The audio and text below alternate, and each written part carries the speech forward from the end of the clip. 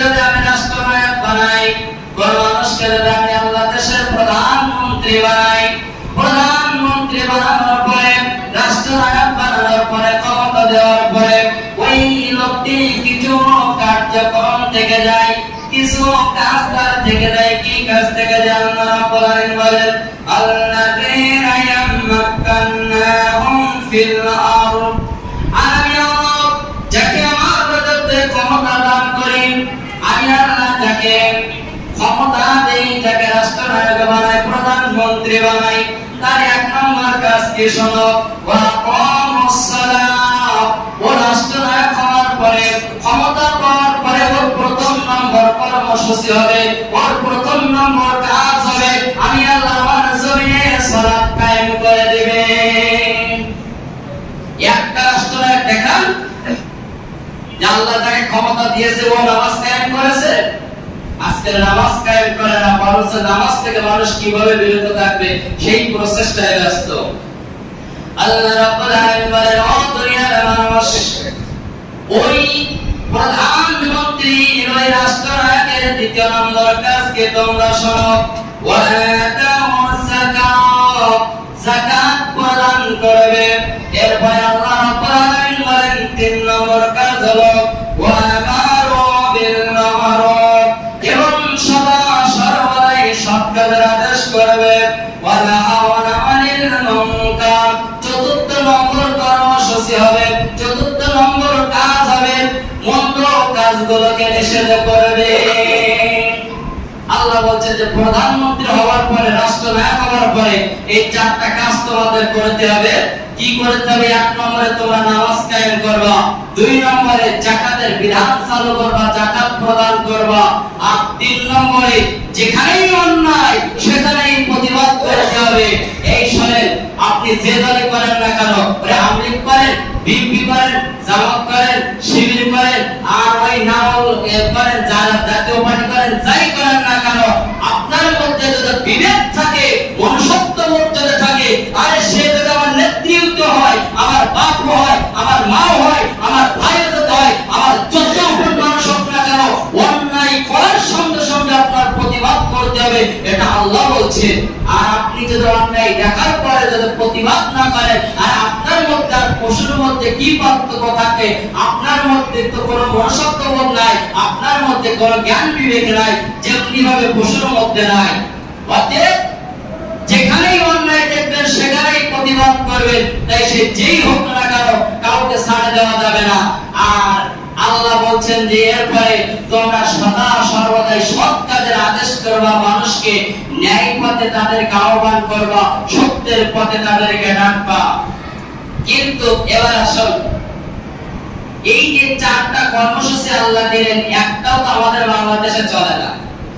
যেই জন্মের পর থেকে দেখছি একজন নামছে আর একজন উঠছে, এক নামে আর এক ওঠে, কিন্তু আজ পর্যন্ত কারোর ক্ষমতা হলো না কোরআনে আয়াতটা বাংলাদেশে কায়েম করে দেবে, বাস্তবায়ন করে দেবে। বরঞ্চ কি হয়, একজন যখন নামে আরেক দল তখন বলে ধর, মার, কাট, জ্বালা, ভাঙচুর কর, দেশ থেকে তারা জরিমানা কর, জেল জুলুম কর, ওর ছিনতাই কর, মানে যত রকম অপকর্ম সবকিছু করে। কিন্তু এটা কি আপনার বৈশিষ্ট্য ছিল? এটা কি আপনার স্বভাব ছিল? এটা কি করা উচিত ছিল? এটা ছিল না। আরে আপনি একজন মুসলিম, আপনি শিক্ষা নেবেন কার থেকে? আপনার আদর্শ হবে, আরে প্রত্যেকটা মানুষের আদর্শ হবে মুহাম্মদ রাসূলুল্লাহ সাল্লাল্লাহু আলাইহি ওয়াসাল্লাম। এই মুহাম্মদ রাসূলুল্লাহ সাল্লাল্লাহু আলাইহি ওয়াসাল্লাম বাদে মানুষের অন্য কেউ আদর্শ হতে পারে না। তাই দুনিয়ার বুকে আপনার আমার দৃষ্টিকোণ থেকে লোকটি যতই ভালো হোক না কেন, আল্লাহ রাসূল কি করেছিলেন? আজকে আপনি আমি কি করতেছি? বাংলাদেশ দাও দাও দাও দাও করে জ্বলছে কেন? আরে আল্লাহ রাসূলের মতন নির্যাতন কি আপনার আমার উপর হয়েছে? হয় নাই। আল্লাহ রাসূলের কি নির্যাতন করেছিলেন আপনারা কম বেশি সকলে জানেন। মাতৃভূমি ত্যাগ করে তাকে বিদেশে পাড়ি দিতে হয়েছিল, মক্কা থেকে ত্যাগ করে মদিনায় যেতে হয়েছিল। আল্লাহ রাসূলকে রক্তে রক্তিতে রঙ্গিত করে দিয়েছিল। আল্লাহ রাসূলের উপর নির্যাতনের নিষ্ঠুরতা চালিয়েছিল, অপবাদের উপর অপবাদ দিয়েছিল। কই আল্লাহ রাসূল যেদিন মক্কা বিজয় হলো, কি আল্লাহ রাসূলের অবদান ছিল? কি আমাদের মানুষ আল্লাহর নবী মক্কা থেকে মদিনায় যখন হিজরত করলেন। মক্কা থেকে মদিনায় হিজরত করার পরে সাহাবীদের সংখ্যা যখন হলো 10,000, আল্লাহ রাসূল অষ্টম হিজরির 7ই রমজান 10,000 সাহাবীদের মদিনা থেকে মক্কার উদ্দেশ্যে রওনা দিলেন। একটাই উদ্দেশ্য ছিল, মক্কা বিজয় করবে, মক্কা মুসলমানদের হাতে নিয়ে আসবে। এই উদ্দেশ্যে আল্লাহ রাসূল মদিনা থেকে মক্কায় যখন রওনা দিলেন 17ই রমজান সোমবার, এই দিন মক্কা বিজয় হয়েছিল, মক্কা মুসলমানদের আওতাধীন এসেছিল। কিন্তু আল্লাহর নবী যখনই মক্কার মধ্যে প্রবেশ করবেন, সমস্ত সাহাবীদেরকে ডাক দিয়ে বলেন, সমস্ত যোদ্ধাদেরকে ডাক দিয়ে বলেন, ও আমার সাহাবীরা তোমরা শুনে নাও, ও প্রত্যেক যোদ্ধা তোমরা শুনে নাও, মক্কা আমরা আক্রমণ করব বটে, কিন্তু মক্কায় আমরা হত্যাযজ্ঞ চালাবো না, গণহত্যা করব না, রক্তপাত করব না, আমরা অগ্নি সংযোগ করব না, আমরা আগুন ধরিয়ে দিব না, মানুষের ছিনতাই করব না, মানুষকে খুন করব না। কি করব? আল্লাহর নবী সাহাবীদেরকে ডাক দিয়ে বলেন, সাহাবীরা শুনে নাও, আবু সুফিয়ানের ঘরে যে সমস্ত মানুষেরা আবু সুফিয়ানের ঘরে আশ্রয় গ্রহণ করবে, এই মক্কা বিজয়ের আবু সুফিয়ান মুসলমান হয়েছিল। অনেক বড় ঘটনা বলার উদ্দেশ্য না, আমার শিক্ষাটা উদ্দেশ্য। আল্লাহ রাসূল আতে বলেন, আবু সুফিয়ানের ঘরে যারা আশ্রয় নিবে তারা সবাই নিরাপদ, তাদের উপর ওদের কেউ আক্রমণ করবে না। আল্লাহ নবী বলেন, এরপর শুনে নাও, কাবা ঘরের মধ্যে গিয়ে যারা আশ্রয় নিবে, আত্মগোপন করবে, এরা সবাই নিরাপদ, এদের উপর তোমরা কেউ আক্রমণ করবে না। আল্লাহ নবী আবার ডাকতে বললেন, সাহাবীরা তোমরা শুনে নাও, যে সমস্ত মানুষরা নিজ গৃহের মধ্যে থাকবে, আমাদের ভয়ে বাইর হবে না, এরা সবাই নিরাপদ, এদের উপর কেউ আক্রমণ করবে না। কোন মহিলার উপর, কোন নারী জাতির উপর তোমরা আক্রমণ করবে না, কোন শিশুর উপর তোমরা আক্রমণ করবে না, কোন নিরস্ত্র মানুষের উপর তোমরা আক্রমণ করবে না। যদি কেউ তোমাদের বিপক্ষে অস্ত্র ধারণ করে, তোমাদের উপর যদি আঘাত করে, তখন তোমরা পাল্টা জবাব দিবা। কেন? আল্লাহ রাসূল ইচ্ছা করলে তো ওই দিন মক্কার রক্তের বন্যা বইয়ে দিতে পারত। 10,000 সাহাবীকে বলতো যে কসু কাটা কর, ওতে মাথাতে শুরু করতে করতে মাথায় যেতে পারত, রক্তের বন্যা বয়ে যেত। আল্লাহ রাসূল কেন করলেন না? কেন ধৈর্য ধারণ করলেন? আরে মারামারি করে সহিংসতার মধ্যে এতে বিজয় আসে না, এতে সফলতা আসে না, ধৈর্যের মাধ্যমে সফলতা আসে। আল্লাহ রাসূল এই কারণে ধৈর্য ধারণ করেছিলেন। আল্লাহ রাব্বুল আলামিন বলেন, আল্লাযীনা ইউনফিকুনা ফিস সাররাই ওয়াদ দাররাই ওয়াল কাযিমিন আল গায়যা ওয়াল আফিনা লিন-নাস ওয়াল্লাহু ইউহিব্বুল মুহসিনিন। আল্লাহ রাব্বুল আলামিন বলেন, যারা আল্লাহর রাস্তায় ব্যয় করবে সচ্ছল অবস্থায় এবং দরিদ্র অবস্থায়, দুই অবস্থায় ব্যয় করবে। আপনি ধনী থাকুন বা গরিব থাকুন, এখন ধনী আছেন এখনো ব্যয় করবেন, মনে করেন আল্লাহ না করো কোনো কারণে আপনি গরিব হয়ে গেলেন, তখন আল্লাহর রাস্তায় ব্যয় করবেন। আল্লাহ বলেন, এই দুইবারে যারা ব্যয় করবে এবং যারা সদা সর্বদাই নিজেদের রাগকে যারা সংযত করবে, নিজেদের রাগকে যারা কন্ট্রোল করবে এবং মানুষের অন্যায়গুলো যারা ক্ষমা করবে, আল্লাহু ইউহিব্বুল মুহসিনিন, এই মানুষগুলোকে আল্লাহ রাব্বুল আলামিন ভালোবাসেন।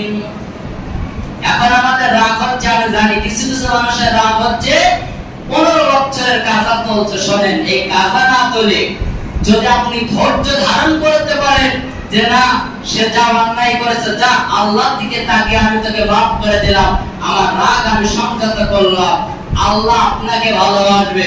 কিন্তু যদি আপনি প্রতিশোধ নিতে যান, আল্লাহ কিন্তু আপনাকে ভালোবাসবে না, বরঞ্চ আল্লাহ আপনাকে ঘৃণা করবে। কেন আমি আপনাদেরকে ধৈর্য ধারণ করার কথা বলতেছি?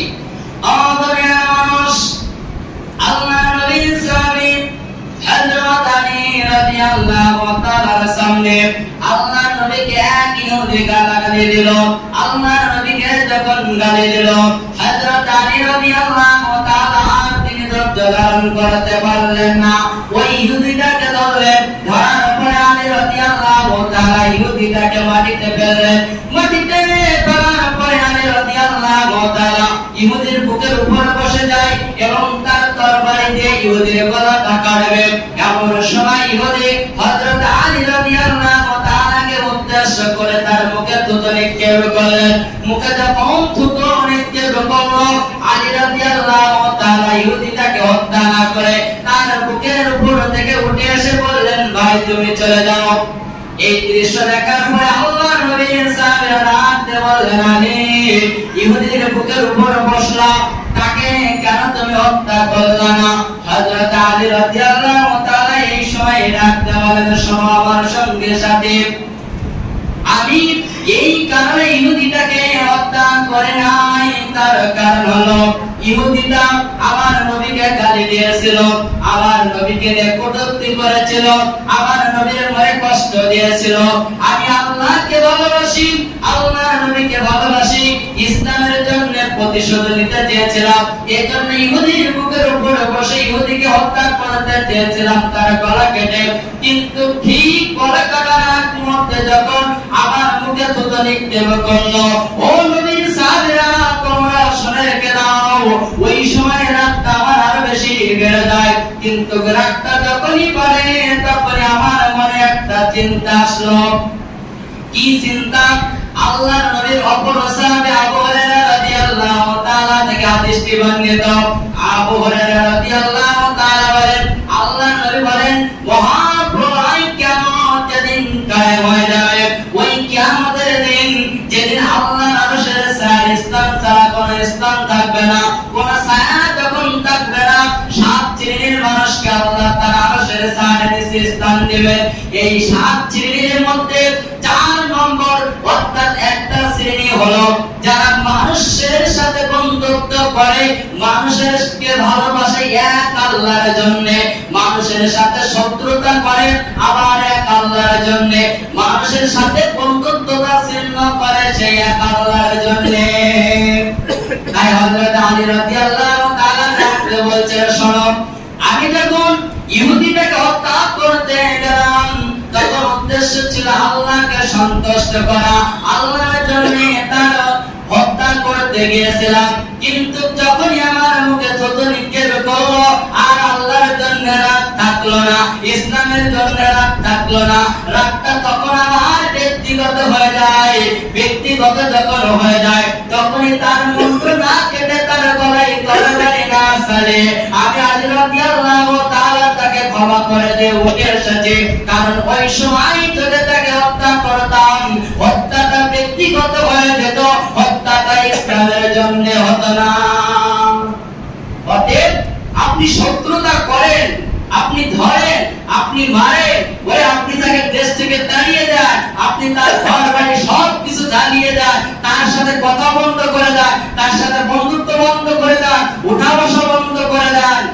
তার জন্য যে ইসলাম চায় না, ইসলামকে পছন্দ করে না, যে চায় না এই সমাজে এই জমিনে ইসলাম কায়েম হোক, যে চায় সদা সর্বদাই ওই এই দেশটাকে বিদেশীদের গোলামে পরিণত করার জন্য, ওই বিধর্মীদের কালচার এই সমাজে বাস্তবায়ন করার জন্য, তার জন্য আপনি এছাড়া নিজের ব্যক্তিগত কারণে কারোর উপর আপনি অত্যাচার করতে পারেন না। আজকের ঠিক আছে একজন মানুষের উপর আপনার রাগ, কিন্তু তার কোটি কোটি টাকাতে একটা বাড়ি বানিয়েছে, এই বাড়িটা কেন আপনি ধরিয়ে দিচ্ছেন?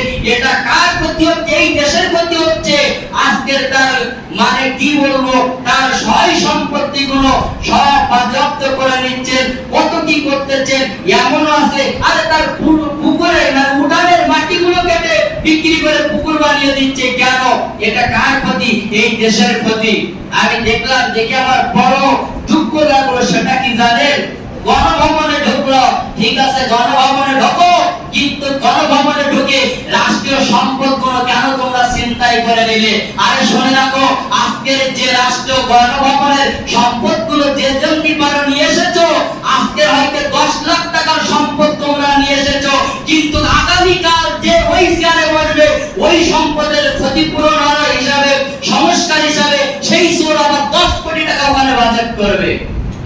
ক্ষতি হলো, এই দেশেরই তো ক্ষতি হলো। অতএব একজন আরেকজনের উপরে রাগ থাকতে পারে, শত্রুতা থাকতে পারে, তাই বলে আমার দেশের ক্ষতি হবে এমন কাজকর্ম করা যাবে না, এমন কোনো ব্যবস্থা নেওয়া যাবে না।